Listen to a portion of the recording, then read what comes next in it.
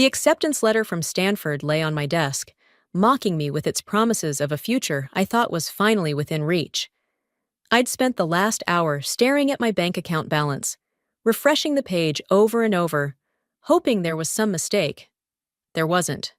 My college fund, all $47,000 of it, had vanished, leaving behind a measly $840. I'm Deborah, and this was supposed to be my moment. After years of straight A's, volunteer work, and sacrificing my social life to build the perfect college application, everything was falling apart. "Mom!" I shouted, storming downstairs with my laptop. "What happened to my college fund?" My mother, Michaela, was in the kitchen preparing dinner with my brother Jason and his girlfriend Laura. They were laughing about something, but the sound died as soon as they saw my face. "Honey, what's wrong?" Mom wiped her hands on her apron, frowning. "My college fund is empty. Almost $50,000, gone." My voice cracked. "Please tell me this is some kind of banking error." The kitchen fell silent. Jason suddenly became very interested in chopping vegetables, while Lara shifted uncomfortably beside him. "About that," Mom started, exchanging a glance with Jason. "Your brother needed the money for something important." "Important?" I repeated, my stomach dropping. As if on cue, Lara raised her left hand, and a massive diamond ring caught the light. My world tilted sideways as the pieces clicked into place. "You took my college fund to buy an engagement ring?" I whispered, staring at Jason in disbelief. "Deb, listen." Jason turned to face me, his expression pleading. "I'll pay you back, I promise." But this was a once-in-a-lifetime opportunity. I needed to show Lara how much she means to me. "Oh, once in a lifetime?" I laughed, but it came out more like a sob. "What about my once-in-a-lifetime opportunity to go to Stanford?" "Stanford will still be there," Mom said soothingly. "You can take a gap year, work, and save up." "Are you serious right now?" I cut her off.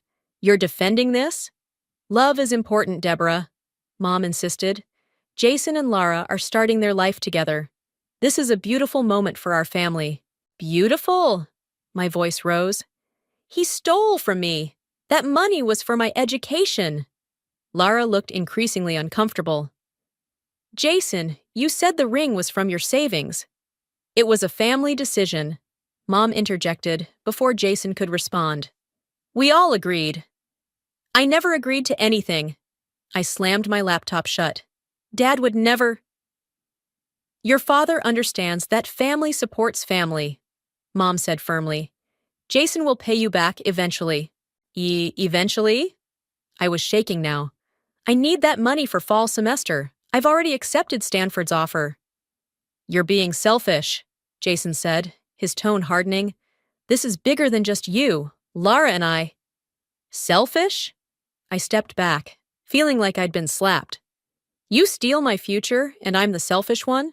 I looked around the kitchen, at Jason's defensive stance, Mom's disapproving frown, and Lara's guilty expression, and realized with crushing clarity that they saw nothing wrong with what had happened.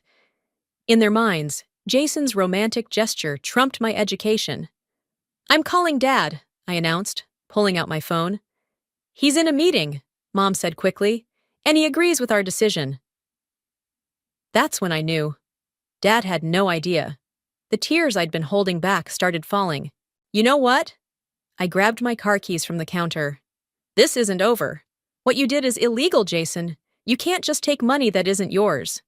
"Don't be dramatic," Jason scoffed. "We're family. You can't sue family." "Watch me," I spat, heading for the door. "Deborah Hopkins, don't you dare walk out that door," Mom called after me. I turned back one last time. That money represented everything I've worked for, everything I've dreamed of, and you all decided it meant nothing compared to a stupid ring. "Love means sacrifice," Mom said softly. "Yeah?" I wiped my eyes angrily. "Well, I hope that ring was worth it, because you just sacrificed one daughter to buy another." I slammed the door behind me, my hands shaking as I got into my car. As I pulled out of the driveway, I could see Mom and Jason watching from the window. They probably thought I'd cool off and come back, ready to accept their twisted logic about family and love. They were wrong. I pulled up Google on my phone and typed, "lawyers near me." If my family wouldn't fight for my future, I'd do it myself. The law office of Griffin and Associates looked more like a trendy startup than a place where people's lives got put back together. I sat across from Hamza Griffin, trying not to fidget as he reviewed my bank statements. "Let me get this straight," he said, looking up from the papers. "Your brother withdrew $47,000 from your college fund to buy an engagement ring?" "Yes." I twisted the tissue in my hands. "My mom claims they had the right because it's a family account, but my name is the only one on it. My grandparents set it up specifically for my education." Hamza leaned back in his chair, his dark eyes sharp. "They didn't. Your brother committed theft, and your mother is an accessory. This is clear-cut." "Can you help me get it back?" "Absolutely. But are you prepared for what this means? Taking legal action against family is never easy." Before I could respond, my phone buzzed. Another text from Mom. "Family dinner tonight. We need to talk about this rationally. Please come home." I showed Hamza the message. He nodded thoughtfully. "Actually, this could be good. Go to dinner, record everything. The more evidence we have, the stronger our case." 2 hours later, I walked into my childhood home. The smell of Mom's lasagna filled the air, but my stomach was too knotted to feel hungry. "Deborah!" Dad rushed to hug me. "Where have you been? We've been worried sick." "Really?" I pulled away. "Did Mom tell you what happened?" Dad's expression tightened. "Let's discuss this calmly over dinner." Everyone was already seated at the table. Mom, Jason, and Lara. The diamond on her finger caught the light, and I had to look away. "I spoke to a lawyer today," I announced, sitting down. The clatter of silverware stopped. "You what?" Jason's face reddened. "Are you insane?" "No, I'm being practical. You stole my money, Jason. That's a crime." "Nobody stole anything," Mom interjected. "We redistributed family resources." "Stop." Dad's voice cut through the tension. "What exactly happened to Deborah's college fund?" Mom and Jason exchanged glances. "You didn't tell him?" I laughed bitterly. "Of course you didn't." "Tell me what?" Dad demanded. "Jason took my entire college fund to buy Lara's engagement ring, and Mom helped him do it." The color drained from Dad's face. "Is this true?" "Anton, please understand." Mom reached for his hand. "Jason needed to make a grand gesture. With our daughter's education money?" Dad stood up so quickly, his chair fell backward. "Have you both lost your minds?" "Dad, I can explain," Jason started. "Explain what? How you stole your sister's future?" Dad turned to Mom. "And you allowed this?" "Love requires sacrifice." Mom repeated her mantra from yesterday. "Then Jason should have sacrificed his own money," Dad shouted. "Not his sister's." Lara suddenly pushed back from the table. I can't wear this ring knowing where it came from." Her hands trembled as she tried to remove it. "Babe, don't," Jason pleaded. "This isn't about the ring anymore. This is about family loyalty." "Loyalty?" I stood up. "You want to talk about loyalty? Where was your loyalty when you decided my dreams meant nothing compared to your romantic gestures?" I found something interesting today," I continued, pulling out my phone. "Mom's been helping Jason make unauthorized withdrawals for months. Small amounts at first, then bigger ones. You were testing to see if I'd notice, weren't you?" Mom's face went pale. "How did you—" "Bank records don't lie, Mom. The lawyer said it's all documented." "You're really going through with this?" Jason asked incredulously. "You'd drag our family through court? You did this," I said quietly. "Not me. I'm just trying to get back what's mine." "I'll write you a check right now," Jason said desperately. "We can forget this whole thing." "Can we? Can we forget how easily you betrayed me? How Mom chose you over me? How you both lied to Dad?" Dad put his hand on my shoulder. "I'm calling my lawyer first thing tomorrow. This ends now." "Anton!" Mom gasped. "No, Michaela. Our daughter worked her whole life for Stanford. I won't let anyone, not even her brother, take that away from her." I looked at my father with tears in my eyes. Finally, someone was in my corner. You have until tomorrow to return the money, Dad told Jason, or Deborah's lawyer will file charges. Your choice. As I left that night, I heard Mom crying and Jason arguing with Lara. The family was fracturing, but for the first time since this nightmare began, I felt strong. Sometimes fighting for yourself means being willing to break what's already broken to build something better. My phone buzzed. A text from Hamza. How did it go? I typed back. Exactly as planned. We have everything on record. The game was on, and this time, I wasn't backing down. Hamza spread the financial documents across his desk, like he was dealing cards. Your mother's been busy, he said, pointing to a series of highlighted transactions. These withdrawals go back further than just your college fund. I leaned forward, squinting at the numbers. What do you mean? Look at these transfers from your grandparents' estate. Money that was meant to be held in trust keeps disappearing into various accounts. A knock at the door interrupted us. Hamza's assistant poked her head in. Ms. Wells is here to see you. My heart stopped. Lara walked in, clutching her designer purse like a shield. I'm sorry to show up unannounced, she said, hovering by the door. But I need to tell you something. Hamza gestured to an empty chair. Please sit. Jason doesn't know I'm here. Lara twisted the engagement ring on her finger. But I can't sleep at night knowing what he did. What they all did. What do you mean, they all? I asked. Last night, after the dinner, I overheard Jason and your mom talking. They're planning to hide assets. Move money around so you can't trace it. Lara's voice shook. They mentioned something about offshore accounts and your grandparents' inheritance. Hamza started taking notes. Can you be more specific? They're meeting with someone today, a financial advisor who specializes in creative accounting. That's how they phrased it. Lara finally looked at me. I'm so sorry, Deborah. I had no idea about any of this when Jason proposed. My phone buzzed. A text from Dad. Found something in your mom's office. Come home while she's out. I have to go. I stood up abruptly. My dad found something. I'll come with you, Hamza said, gathering his briefcase. We need to document everything. 20 minutes later, we were in Mom's home office. Dad was already there, pulling files from a hidden compartment behind her desk drawer. Look at this! He handed me a stack of papers.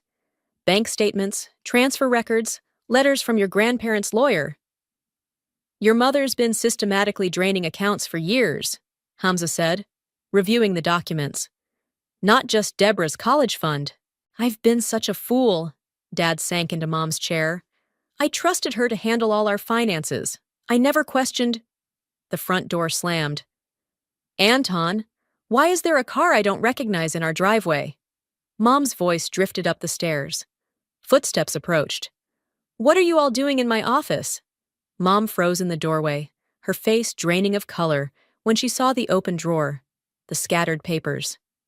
How long have you been stealing from us, Michaela? Dad's voice was deadly quiet. I haven't stolen anything. I've been protecting our family's interests. By draining our daughter's college fund, by hiding money from your own parents' estate. You don't understand, Mom's voice rose. Jason needed. Stop lying, I shouted.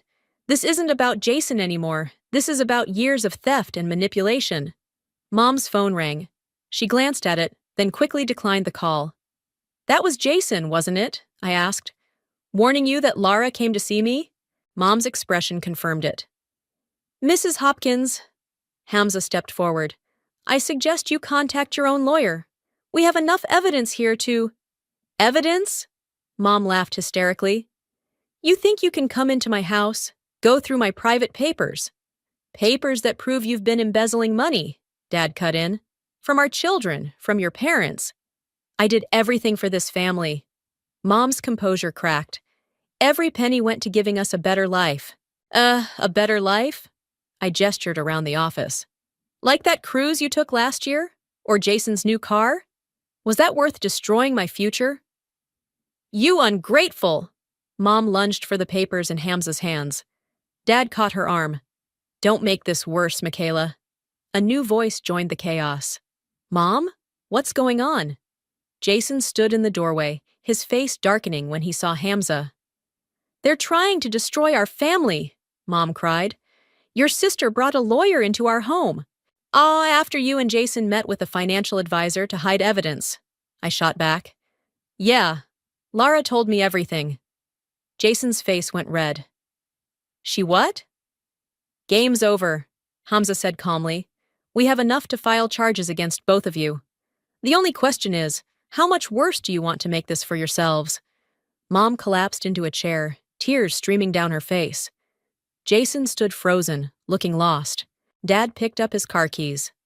"I'm calling my lawyer, and then I'm calling your grandparents. They deserve to know what you've done with their money." As we left the office, I heard Mom sobbing and Jason trying to call Lara. The house of cards was finally falling, and no amount of family loyalty could prop it up anymore. The manila envelope arrived at Hamza's office 3 days after the confrontation. No return address, just my name written in unfamiliar handwriting. Inside were bank statements, old emails, and a handwritten letter that made my hands shake. "Read this." I thrust the letter at Hamza. "It's from my grandmother, dated 2 months before she died." He adjusted his glasses and began reading aloud. "Dearest Michaela, I'm writing to express my deep disappointment. The trust fund was established for both your children's education, not for your personal use. If you don't return the money you've taken, I'll have no choice but to involve my lawyers." "She knew," I whispered. "Grandma knew Mom was stealing before she died." My phone lit up with a text from Lara. "Jason's at my apartment. He's desperate. Can we meet?" 20 minutes later, I walked into a coffee shop to find Lara sitting with a tall woman I recognized as her mother, Sadie. "Thank you for coming," Sadie said, her expression grave. "We need to talk about Jason." "He showed up at our house at midnight," Lara explained, her eyes red from crying. "He's saying you're trying to frame your mother, that none of this is true." "I have proof." I pulled out copies of the documents. "Everything's here. The unauthorized withdrawals, the hidden accounts, the letter from my grandmother." Sadie examined the papers, her frown deepening. "This is serious, Lara. We're talking about years of financial fraud." "I know." Lara twisted her engagement ring. "That's why I—" The bell above the door chimed. Jason burst in, his face flushed with anger. "So this is where you've been hiding?" He spat at Lara. Then he saw me. "Of course. Turning my own fiancé against me wasn't enough?" "Jason," Sadie stood up. "Sit down and lower your voice." "Stay out of this," Jason snapped. "This is family business." "It became my business when you used stolen money to propose to my daughter." "It wasn't stolen. It was a family account." "Stop lying," I cut in. "We have Grandma's letter. She knew what Mom was doing." Jason's face went pale. "What letter?" I slid the envelope across the table. As he read, his hands started trembling. "This doesn't prove anything," he said, but his voice lacked conviction. "Really?" I pulled out my phone. "Should I play the recording from Mom's office? Or maybe we should call Grandpa and ask about the trust fund Mom drained." "You don't understand," Jason's voice cracked. "Mom was just trying to help me get started in life. The ring, my car, my apartment. See, all bought with stolen money," Sadie finished. "Money meant for both children's education." "I can fix this." Jason turned to Lara. "Baby, please, just give me time to sort this out." Lara slowly pulled off her engagement ring. "I can't marry someone who would steal from his own sister." "Lara, don't." "She's right," Sadie said firmly. "Until this is resolved legally, I don't want you contacting my daughter." Jason's face twisted with rage. He grabbed the envelope, scattering papers across the table. "You've ruined everything," he shouted at me. "Mom was right. You're nothing but a selfish little—" "That's enough." A barista approached our table. "Sir, I need you to leave before I call the police." Jason looked around, suddenly aware of the other customers staring. His shoulders slumped. "This isn't over," he muttered, heading for the door. "I'll double whatever you lost. Just drop the lawsuit." "It's not about the money anymore," I called after him. "It's about the truth." After he left, Lara broke down crying. Sadie hugged her daughter while I gathered the scattered documents. I found something else, I said quietly, pulling out another paper. Mom's been paying Jason's rent, his car payments, everything. All from accounts that weren't hers to touch. He knew where the money was coming from. He's as guilty as she is. What are you going to do? Lara asked, wiping her eyes. My phone buzzed. A text from Dad. Your mother's gone. Packed a bag and left, not answering her phone. Looks like Mom's running. I showed them the message. But it's too late. Hamza's filing the lawsuit tomorrow. I'll testify, Lara said suddenly, about everything I overheard, about Jason's confession. All of it. Sadie squeezed her daughter's hand. We both will. Some things are more important than protecting people who refuse to protect themselves. As I drove home, I thought about Jason's offer to pay me double. He still didn't get it. This wasn't just about money anymore. It was about years of lies, manipulation, and betrayal. The truth was finally coming out, and no amount of money could buy back the trust they'd broken. The lawsuit would be filed in the morning. There was no turning back now. The media's going to have a field day with this, Hamza said, spreading the morning newspaper across his desk. The headline screamed, Local family fraud, mother and son accused of stealing college fund. I didn't want it to go public, I sighed, scanning the article. How did they find out? Your mother did that. Hamza handed me his tablet. She's been posting on social media, playing the victim, claims you're destroying the family over a simple misunderstanding. Before I could respond, his office door burst open. Mom stormed in, looking nothing like the polished woman I remembered. Her hair was messy, her makeup smeared. How dare you? She snarled at Hamza. Filing charges without even trying to negotiate? Mrs. Hopkins, you need to leave. Hamza stood up.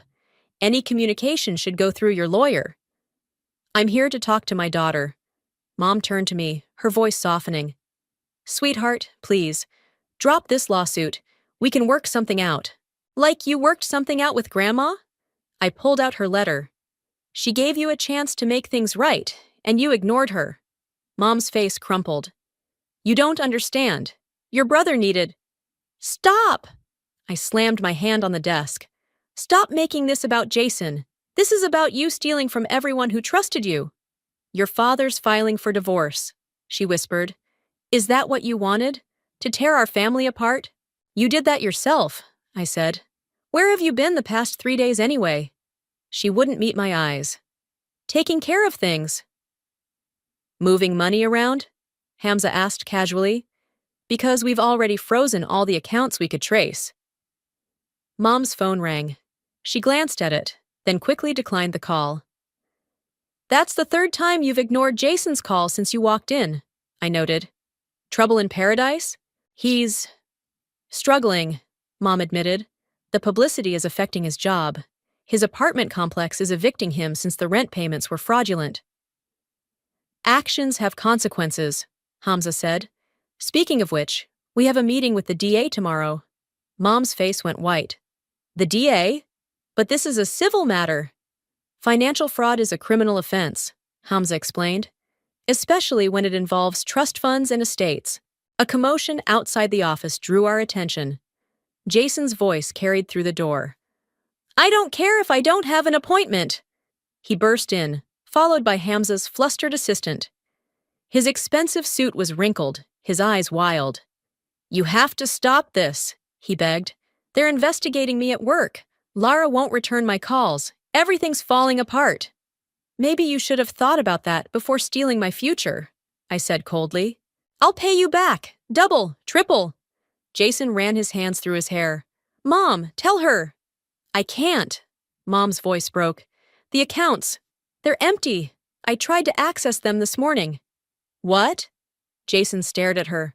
What about the offshore accounts? The investments? Frozen, Hamza smiled.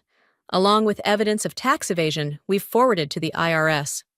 You promised you had it handled. Jason turned on Mom. You said nobody could trace it. I tried, Mom started crying. But your sister's lawyer is very good at his job, Hamza finished. Now, unless you both want to confess and make restitution, I suggest you leave. Restitution? Jason laughed hysterically. I lost my job this morning, my apartment, everything. Then I guess you know how it feels to have your future stolen. I stood up. The difference is, you did this to yourself. A knock at the door revealed Lara and Sadie. They froze at the scene before them. Perfect timing, Hamza said. We were just discussing tomorrow's meeting with the DA. You? Jason stared at Lara. You're helping them? I'm helping the truth come out, Lara said quietly. Someone has to. We have your confession on record, Sadie added. From the coffee shop? Very admissible in court. Mom sank into a chair, all fight leaving her. It's over, Jason. We've lost. No. Jason straightened his tie, desperation turning to determination. I won't let you ruin me. I'll tell them everything. How it was all your idea. How you manipulated me. Jason, Mom gasped. Every withdrawal, every hidden account, he continued. I'll tell them everything if you don't fix this. I watched my brother and mother turn on each other, their carefully constructed world of lies crumbling. Tomorrow, they'd face the DA. Their crimes would be laid bare, their excuses exposed. But right now, watching them destroy each other, I realized I'd already won something more valuable than money. I'd found my strength, my voice, and people who stood by the truth no matter what. The rest was just paperwork. The courthouse steps were crowded with reporters. I gripped Hamza's arm as we pushed through the crowd, their questions hitting like bullets. Deborah, how does it feel to sue your own family? Is it true your brother used your college fund for an engagement ring? No, any comment on your mother's social media posts? Inside, the courtroom was already packed. Dad sat in the front row with his lawyer, looking like he'd aged 10 years. Behind him sat Lara and Sadie, both dressed formally for their testimony. Mom and Jason entered from the other door with their lawyers. Mom wore her favorite pearl necklace, her armor for important occasions. Jason had shaved and wore a new suit, playing the role of the repentant son. All rise, the bailiff called as Judge Martinez entered. The opening statements were a blur of legal terminology, but the real drama started when Mom took the stand. Mrs. Hopkins, Hamza approached her, can you explain why you felt entitled to access your daughter's college fund without her knowledge or consent? I was protecting my family's interests, Mom's voice wavered. As a mother, please answer the question directly. Did you or did you not knowingly transfer funds from an account designated solely for your daughter's education? Yes, but. And were you aware that your own mother confronted you about similar unauthorized withdrawals from her estate before her death? Mom's face crumpled. She didn't understand. Jason needed, Your Honor, Hamza interrupted, producing documents. I'd like to enter into evidence this letter from the deceased Mrs. Margaret Wilson, expressing her knowledge of the defendant's systematic theft from family accounts. The courtroom buzzed with whispers. Mom's lawyer looked pained. Jason was next on the stand. He'd barely sat down when he started talking. I want to confess, he blurted out. Mom told me the money was from a family account. She handled everything. I didn't know. Oh, objection! Mom's lawyer jumped up. My client's son is clearly under duress. Your Honor, Jason's lawyer intervened. My client wishes to make a full statement. Judge Martinez leaned forward. Proceed, Mr. Hopkins. Mom's been moving money around for years. Jason's words tumbled out. She said it was her right as family manager. The engagement ring, my apartment, my car. She handled all the payments. I didn't ask where the money came from. I didn't want to know. Mom let out a choked sob. Her lawyer whispered urgently in her ear. Then it was my turn.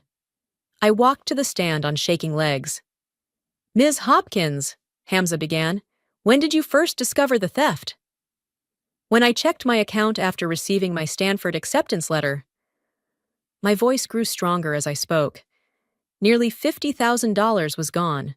When I confronted my family, my mother and brother tried to justify it as a family decision.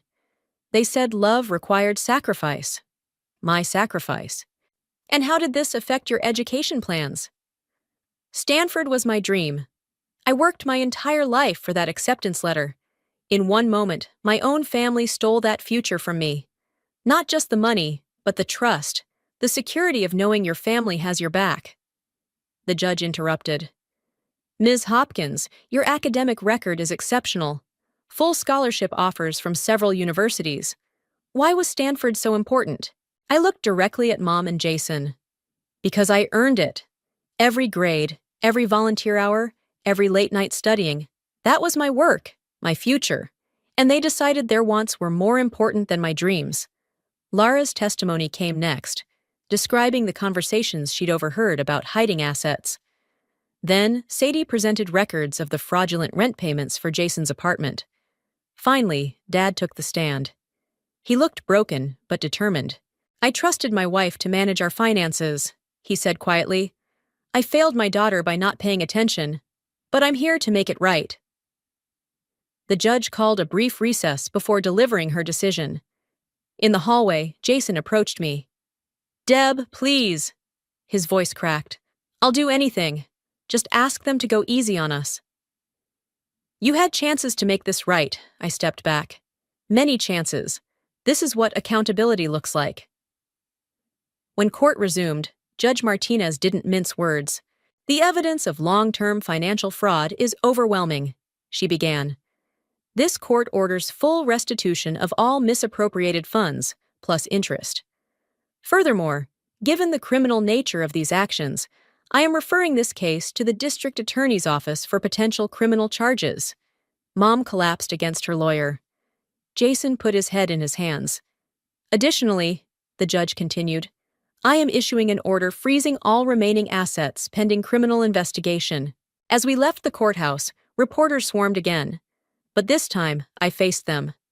Today isn't about revenge, I said clearly. It's about justice, about standing up for yourself even when the people who should protect you are the ones causing harm. The cameras flashed, capturing the moment my family's facade finally shattered completely. The media coverage exploded overnight. My phone wouldn't stop buzzing with notifications from news outlets and social media. Local morning shows played clips from my courthouse statement on repeat. You've gone viral, Hamza said, showing me his tablet. Your story's resonating with people. Look at these comments. I scrolled through hundreds of supportive messages from people sharing similar stories of family betrayal and financial abuse. The hashtag #StandLikeDeborah was trending. A knock at Hamza's office door made us both look up. It was Lara, clutching a newspaper. Have you seen this? She spread out the paper. The headline read, Family Fraud Case Expands. Multiple victims come forward. 3 other families have contacted my office, Hamza explained. Your mother apparently managed their finances too. The DA is building a larger case. My phone rang. Dad's number. Honey! His voice was tight. Your mother's been arrested. They found her trying to access a safety deposit box at the bank. She had passport and tickets to Mexico. Before I could process this, another call beeped through. An unknown number. Ms. Hopkins? A woman's voice asked. This is Sandra from Stanford's financial aid office. We've been following your case, and in light of the circumstances, we'd like to discuss your options for the upcoming semester. I put the phone on speaker as Sandra continued. The university would like to offer you a hardship scholarship. Your academic record is exceptional, and we believe you've demonstrated remarkable resilience. Tears welled up in my eyes. Lara squeezed my hand. Additionally, Sandra added, several alumni have reached out wanting to contribute to your education fund after seeing your story. After the call, Hamza's assistant rushed in. Jason's here. He's insisting on seeing you. My brother looked terrible, unshaven, dark circles under his eyes, wearing the same suit from court. They arrested Mom, he said unnecessarily. She was trying to run, just like she taught us. When things get tough, protect yourself first. What do you want, Jason? I made a deal with the DA. He wouldn't meet my eyes. Full confession, testimony against Mom, in exchange for a lighter sentence. They're still pressing charges, but... He swallowed hard. I'm looking at probation instead of jail time. You turned on Mom pretty quick, I observed. She turned on me first. He ran his hands through his hair. That safety deposit box? It had nearly 100,000 in cash. She was going to leave me here to face everything alone. Like mother, like son, Lara said coldly from behind me. You were ready to throw her under the bus in court, remember? Jason finally noticed her presence. Lara, baby, please. Don't. She held up her hand. I came to return this. She placed the engagement ring on Hamza's desk. Sell it. Add it to Deborah's restitution. It's worth at least 40,000, Jason protested weakly. Stolen money buys stolen dreams, Lara quoted my courthouse statement. Goodbye, Jason. After she left, Jason slumped in a chair. I lost everything. My job, my fiancé, my freedom. You lost things you never really had, I corrected him. Everything was built on lies and stolen money. Dad won't even look at me, he continued. The divorce papers were delivered yesterday. 25 years of marriage, gone. Actions have consequences. I repeated Hamza's words from earlier. The DA wants me to wear a wire, Jason said suddenly. Mom's been contacting other people, trying to move more money. They think there's a whole network. And you agreed? What choice do I have?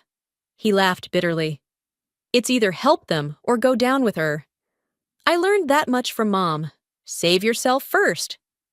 My phone buzzed again. Another news alert. Mom's arrest was now breaking news, complete with her mugshot. I never meant for any of this to happen. Jason stood up. I wanted to give Lara the perfect proposal. Mom made it sound so simple. Nothing about stealing is simple, I said. You both just pretended it was. As he reached the door, he turned back. Stanford called me too, asked if I wanted to make a statement about my regret and journey to redemption or something. Apparently, they're doing a whole piece on financial abuse in families. What did you say? I told them to talk to you instead. He attempted a weak smile. You're the hero of this story, sis. I'm just the cautionary tale. After he left, Hamza showed me another newspaper article. The headline caught my eye. From victim to victor. How one student's stand against family fraud inspired a movement. Ready to tell your story to a bigger audience? He asked. I thought about all the comments I'd read, all the people finding courage in my experience. Yes, I said firmly. It's time more people learned that family doesn't mean letting yourself be victimized. My phone lit up with another call from Stanford. The future I'd fought for was calling, and this time, nothing would stop me from answering. The Stanford campus sprawled before me, exactly as beautiful as I'd imagined. I adjusted my laptop on the auditorium podium, facing the packed room of students, faculty, and reporters. Thank you all for coming, I began. When I first received my acceptance letter, I never imagined I'd be standing here talking about financial abuse and family fraud.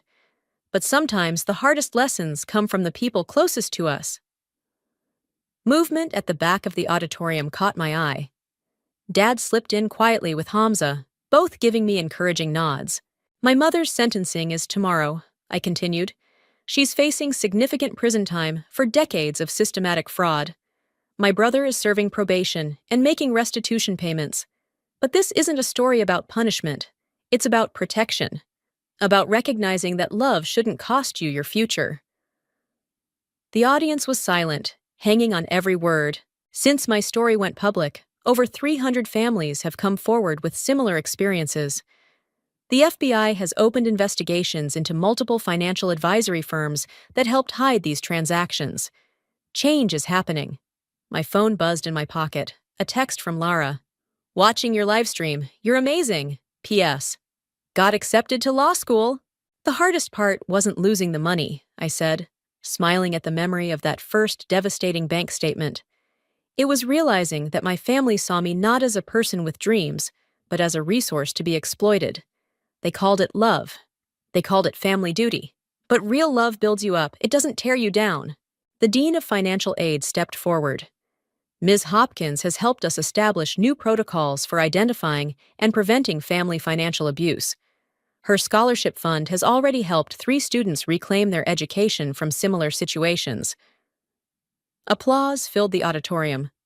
As it died down, a student raised her hand. How did you find the courage to fight back? By realizing I wasn't alone. I gestured to where Hamza sat. My lawyer became my mentor. My father chose truth over comfort. My brother's ex-fiancé chose integrity over love. Every person who shared their story after mine showed me that standing up for yourself inspires others to do the same. Another hand. Have you spoken to your mother since the arrest?